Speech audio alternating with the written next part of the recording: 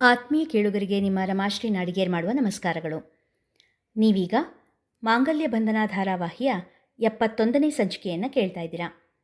ಮಾವಯ್ಯ, ಊಟಕ್ಕೆ ಎಲೆ ಹಾಕ್ಲೇ ಕೇಳಿದರು ಭಾಮ. ಜಗನ್ನಾಥ ಬಂದಿದ್ದಾನೋ? ತುಸು ಕಠಿಣ ಸ್ವರದಲ್ಲೇ ವಿಚಾರಿಸಿದರು. ಇಲ್ಲ ಮಾವಯ್ಯ, ಅವರು ರಾಮನಗರಕ್ಕೆ ಹೋಗಿದ್ದಾರೆ. ಅಲ್ಲಿ ನಮ್ಮ ರೈತ ಶಿವಪ್ಪ ಅದೇನೋ ತಕರಾರು ಎತ್ತಿದಾನಂತೆ. ಅದಕ್ಕೆ ಎಲ್ಲ ಬಗೆಹರಿಸ್ಬರೋದಕ್ಕೆ ಹೊತ್ತಾಗುತ್ತೆ ಅಂತ ಹೇಳೇ ಹೋಗಿದ್ದಾರೆ.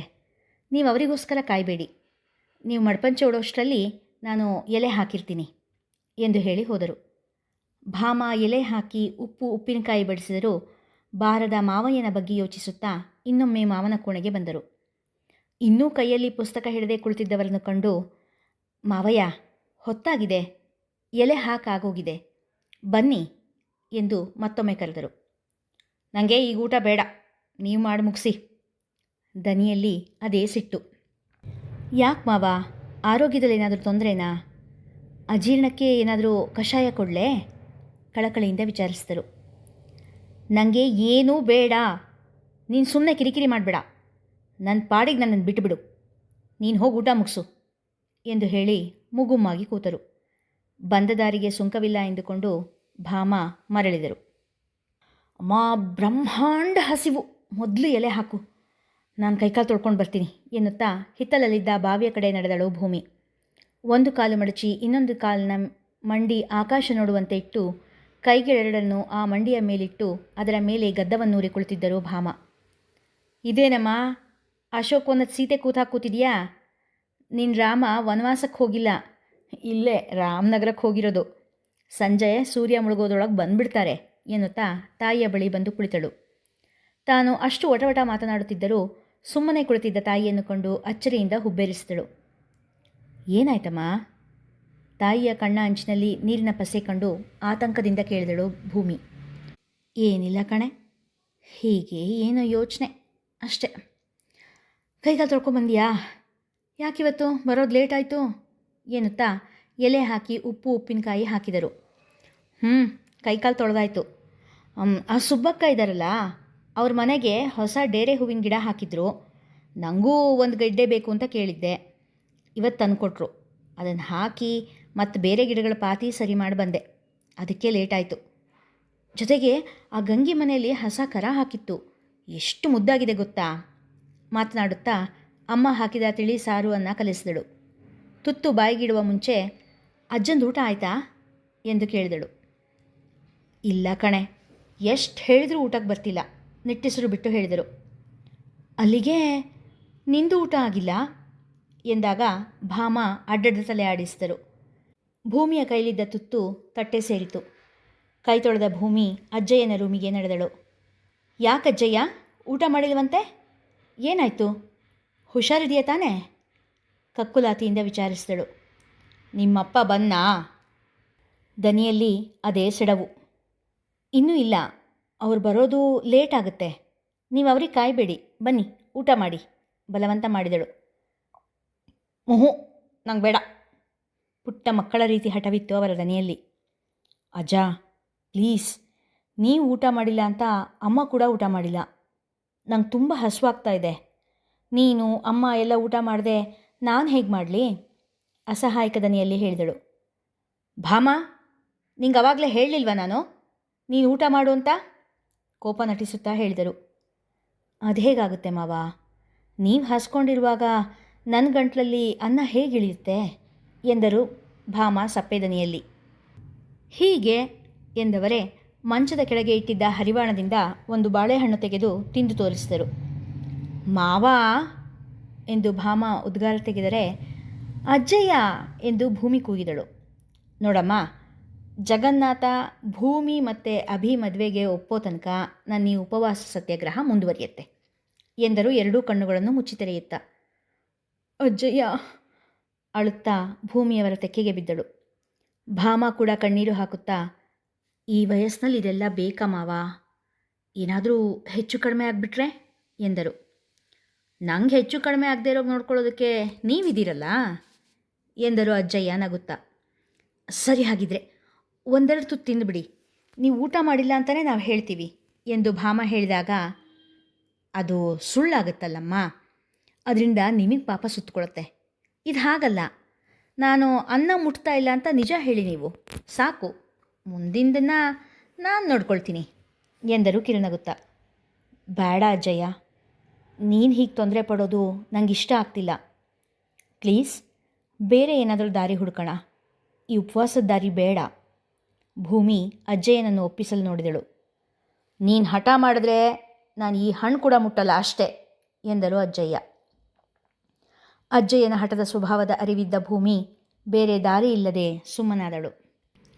ಭಾರ್ಗವ, ಆರಾಮ್ ಕುರ್ಚಿಯ ಮೇಲೆ ಕುಳಿತ ಘನಪಾಠಿಗಳು ಮಗನನ್ನು ಕರೆದರು. ಬಂದೆಪ್ಪ. ವಿಧೇಯ ಮಗ ತಂದೆ ಮುಂದೆ ಬಂದು ನಿಂತಿದ್ದ. ನಿನ್ನ ಹೆಂಡತಿ ಮಕ್ಕಳನ್ನು ಕರೀಪ ಎಂದವರು ಯಶೋಧ ಮತ್ತು ಜಾನಕಿಯವರಿಗೂ ಕರೆ ಕಳಿಸಿದ್ದರು. ಎಲ್ಲರೂ ಬಂದು ನಿಂತಿದ್ದರು ಘನಪಾಠಿಗಳ ಎದುರಿಗೆ. ಎಲ್ಲರನ್ನೂ ಒಟ್ಟಿಗೆ ನೋಡಿ ಈಗ ತಾವು ಒಂಟಿಯಲ್ಲ, ತುಂಬಿದ ಸಂಸಾರ ತಮ್ಮದು ಎಂಬ ಸಣ್ಣ ನೆಮ್ಮದಿ ಘನಪಾಠಿಗಳ ಮನಕ್ಕೆ. ನಿಮ್ಮೆಲ್ಲರ ಹತ್ರ ಒಂದು ವಿಷಯ ಮಾತಾಡಬೇಕು. ಇವತ್ತು ನಮ್ಮನೆಗೆ ಅಭಿರಾಮನ್ ತಂಗಿ ಬರ್ತಾ ಇದ್ದಾಳೆ. ಅವಳು ಈ ಮನೆ ಮಗು ಇದ್ದ ಹಾಗೇನೆ. ಬಂದವರಿಗೆ ನಾವು ಈ ಮನೆ ಅತಿಥಿಗಳು ಅನ್ನಿಸ್ಬಾರ್ದು, ಇದೇ ಮನೆ ಮಕ್ಕಳು ಅನ್ನಿಸ್ಬೇಕು. ಹಾಗೆ ನಡ್ಕೊಳ್ಳೋ ಜವಾಬ್ದಾರಿ ನಿಮ್ಮೆಲ್ಲರದ್ದು ಎಂದರು. ಇನ್ನೂ ಎಷ್ಟು ಜನ ಬಂದು ತುಂಬ್ಕೊಳ್ತಾರಪ್ಪ ಇಲ್ಲಿ. ಮನೆ ಮಕ್ಕಳು ನಾವೇ ಇಲ್ಲಿ ಅತಿಥಿಗಳ ಥರ ಇದ್ದೀವಿ, ಗೊಣಗಿದಳು ಶ್ರದ್ಧಾ. ಇನ್ನೊಂದು ವಿಷಯ, ಭಾರ್ಗವ, ಶೋಭಾ ಮತ್ತು ಮಕ್ಕಳು, ನೀವು ಸ್ವಲ್ಪ ಈ ಮನೆಗೆ ಹೊಂದ್ಕೊಳ್ಳಿ ಅಂತ ಇಷ್ಟು ದಿನ ಸುಮ್ಮನಿದ್ದೆ. ಆದರೆ ನೀವು ಈ ಮನೇಲಿ ಒಳ್ಳೆಯ ಅತಿಥಿಗಳ ಥರ ಇದ್ದೀರಾ. ನೀವು ಈ ಮನೆ ಮಕ್ಕಳು, ಈ ಮನೆ ಜವಾಬ್ದಾರಿ ನಿಮ್ಮದು. ಇನ್ಮೇಲೆ ಈ ಮನೆ ರೀತಿ ನೀತಿ ಆಚಾರ ವಿಚಾರ ಎಲ್ಲ ತಿಳ್ಕೊಳ್ಬೇಕು. ಯಾರದ್ದೋ ನೆಂಟರು ಮನೆಗೆ ಬಂದಿರೋ ಹಾಗಿರೋದಲ್ಲ. ಮನೆ ಸೊಸೆಯಾಗಿ ಮೊಮ್ಮಕ್ಕಳಾಗಿ ಕೆಲವೊಂದು ಕರ್ತವ್ಯಗಳು ನಿಮಗಿದೆ. ಅದನ್ನು ಸರಿಯಾಗಿ ನಿರ್ವಹಿಸಬೇಕು. ಮನೆ ಒಳಗೆ ಹೊರಗೆ ಎಲ್ಲ ಕಡೆ ಜಾನು ಒಬ್ಬಳೇ ದುಡಿತಾ ಇದ್ದಾಳೆ. ಶೋಭಾ, ನೀನು ಕೂಡ ಕೆಲವೊಂದು ಜವಾಬ್ದಾರಿಗಳನ್ನ ತಗೋಬೇಕು ಎಂದಾಗ ಶೋಭಾ ಒಪ್ಪಿಗೆ ಎಂಬಂತೆ ತಲೆ ಆಡಿಸಿದಳು. ಭಾರ್ಗವ, ಇನ್ಮೇಲೆ ಜಮೀನಿನ ಕೆಲಸ ನೀನೇ ನೋಡ್ಕೊಳ್ಬೇಕು ಕಣಪ್ಪ. ನನಗೂ ವಯಸ್ಸಾಯಿತು. ನಾನು ರಾಮಕೃಷ್ಣ ಅಂತ ನೆಮ್ಮದಿಯಾಗಿ ದೇವಸ್ಥಾನ ವೇದ ಪಾಠಶಾಲೆ ಅಂತ ಓಡಾಡ್ಕೊಂಡಿರ್ತೀನಿ ಎಂದರು. ಘನಪಾಠಿಗಳ ಮಾತು ಕೇಳಿ ಶೋಭನಾಳ ಕಣ್ಣು ತುಂಬಿ ಬಂದಿತ್ತು. ಇಲ್ಲಿಗೆ ಬಂದಾಗಿನಿಂದಲೂ ಕೆಲಸ ಕಾರ್ಯವಿಲ್ಲದೆ ಕೇವಲ ಘನಪಾಠಿಗಳ ನೆರಳಾಗಿ ಓಡಾಡಿಕೊಂಡಿದ್ದು ಅವಳಿಗೆ ಬೇಸರ ತಂದಿದ್ದರೂ ಬಾಯಿ ಬಿಟ್ಟು ಆಡಲಾರದವಳಾಗಿದ್ದಳು. ಈಗ ತನ್ನ ಗಂಡನಿಗೊಂದು ನಿಶ್ಚಿತ ಕೆಲಸ ಎಂದಾದ ಮೇಲೆ ಮನಸ್ಸಿಗೆ ನೆಮ್ಮದಿಯಾಗಿತ್ತು. ಧಾರುಣಿಯೊಳು ಬಲು ಭಾರ ಜೀವನನಾಗಿ ದಾರಿ ತಪ್ಪಿ ನಡೆದೆ ಸೇರಿದೆ ಕುಜನರ ಆರು ಕಾಯುವರೆಲ್ಲ ಸಾರಿದೆ ನಿನಗಯ್ಯ ಧೀರ ವೇಣುಗೋಪಾಲ ಪಾರುಗಾಣಿಸು ಹರಿಯೇ. ಜಗಲಿಯ ಮೇಲೆ ಚಪ್ಪಲಿ ಬಿಡುವಾಗ ಭೂಮಿಯ ದನಿಯಲ್ಲಿ ಕೀರ್ತನ ಕೇಳಿ ಆನಂದಗೊಂಡರು ಜಗನ್ನಾಥ. ಹೆಚ್ಚು ಸದ್ದು ಮಾಡದೆ ನಿಧಾನವಾಗಿ ಒಳಗೆ ಬಂದರು. ಕಂಬಕ್ಕೆ ಒರಗಿ ಕುಳಿತ ಭೂಮಿ ಕಣ್ಣು ಮುಚ್ಚಿ ದೇವರನಾಮ ಹಾಡುತ್ತಿದ್ದಳು. ಅವಳ ಸ್ವರದಲ್ಲಿದ್ದ ತಾಧ್ಯಾತ್ಮತೆ ಆ ಗೋವಿಂದನನ್ನೇ ಎದುರಿಗೆ ಕರೆದು ತಂದು ನಿಲ್ಲಿಸುವಂತಿತ್ತು. ಭಕ್ತಿಯ ರಸದಲ್ಲಿ ಮುಳುಗಿಬಿಟ್ಟರು ಜಗನ್ನಾಥ. ಐ, ಎಷ್ಟೊತ್ತಾಯಿತು ನೀವು ಬಂದು ಎಂಬ ಭಾಮ ಅವರ ದನಿ ಕೇಳಿ ಹಾಡುತ್ತಿದ್ದ ಭೂಮಿ ಕಣ್ಣು ತೆರೆದಳು. ಆವಾಗಲೇ ಬಂದೆ ಎಂದು ಭಾಮ ಅವರಿಗೆ ಉತ್ತರ ಕೊಟ್ಟು ಭೂಮಿಯ ಕಡೆ ತಿರುಗಿ, ನೀನು ಮುಂದುವರ್ಸಮ್ಮ ಎಂದರು. ಇಂದು ಎನಗೆ ಗೋವಿಂದ ನಿನ್ನಯ ಪಾದಾರವಿಂದವ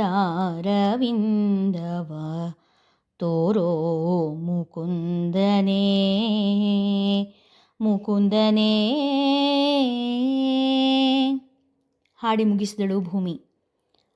ಆ ಶಾರದಾದೇವಿ ನಿಂಗೆ ಸಂಪೂರ್ಣವಾಗಿ ಒಲ್ದಿದ್ದಾಳೆ ಭೂಮಿ. ಸಾಕ್ಷಾತ್ ಸರಸ್ವತಿನೇ ಬಂದು ಕುಳಿತು ಹಾಡ್ದ ಹಾಗಿತ್ತು. ನಿನ್ನ ಹಾಡು ಕೇಳ್ತಾ ಇದ್ದರೆ ಅದೇನೋ ಆನಂದ ಎನ್ನುತ್ತಾ ಭಾವಾತಿರೇಕದಿಂದ ತುಂಬಿ ಬಂದಿದ್ದ ಕಣ್ಣುಗಳನ್ನು ಶಲ್ಯದಿಂದ ಒತ್ತಿ ಒರೆಸಿಕೊಂಡರು. ಭೂಮಿ ಏನೂ ಹೇಳದೆ ಮುಗುಳು ನಕ್ಕಳು. ಕಾಫಿ ಹಿಡಿದು ಬಂದರು ಭಾಮ. ಅನಿಲ ಇನ್ನೂ ಬಂದಿಲ್ವಾ? ಕಾಫಿ ಕಪ್ ಹಿಡಿದು ವಿಚಾರಿಸಿದರು. ಇಲ್ಲ, ಸ್ವಲ್ಪ ಹೊತ್ತಿಗೆ ಮುಂಚೆ ಫೋನ್ ಮಾಡಿದ್ದ. ಇನ್ನೊಂದು ಗಂಟೆ ಒಳಗೆ ಊರಿಗೆ ಬರ್ತೀನಿ ಇಂದ.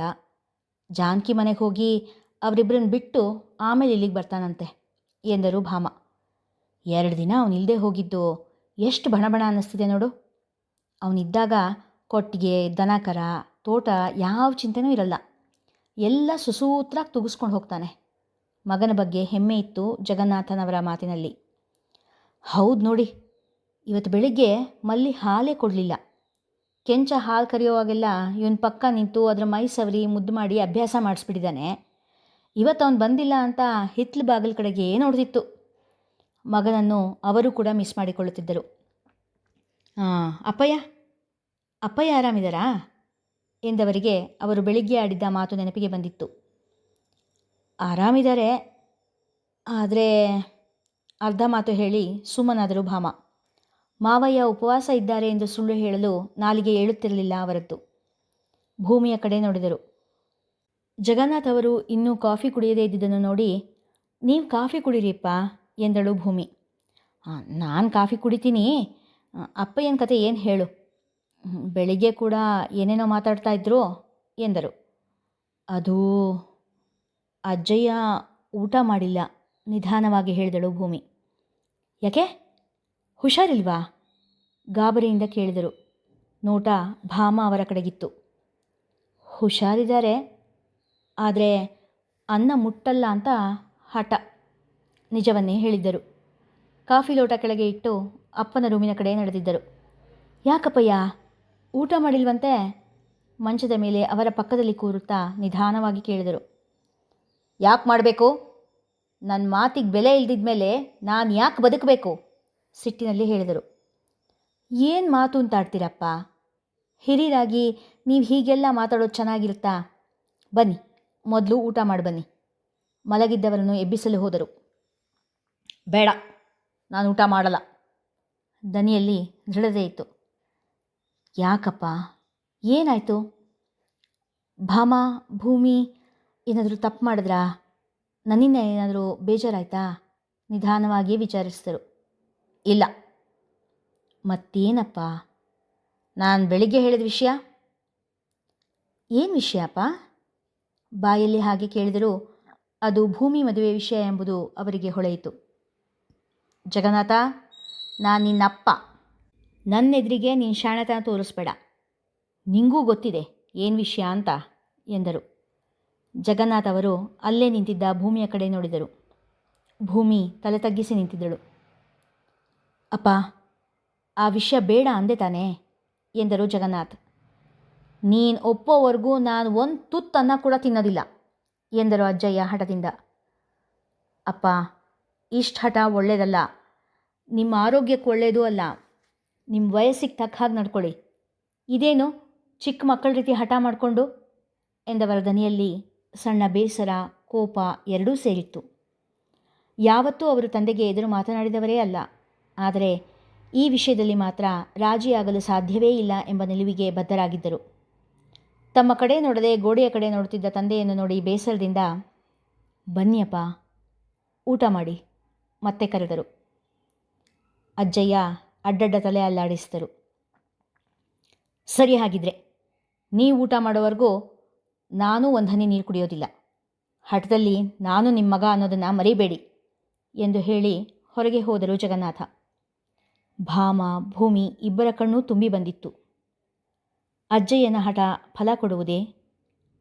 ಜಗನ್ನಾಥ ಭೂಮಿ ಅಭಿಯ ಮದುವೆಗೆ ಒಪ್ಪುವರೇ? ನೋಡೋಣ ಮುಂದಿನ ಸಂಚಿಕೆಯಲ್ಲಿ.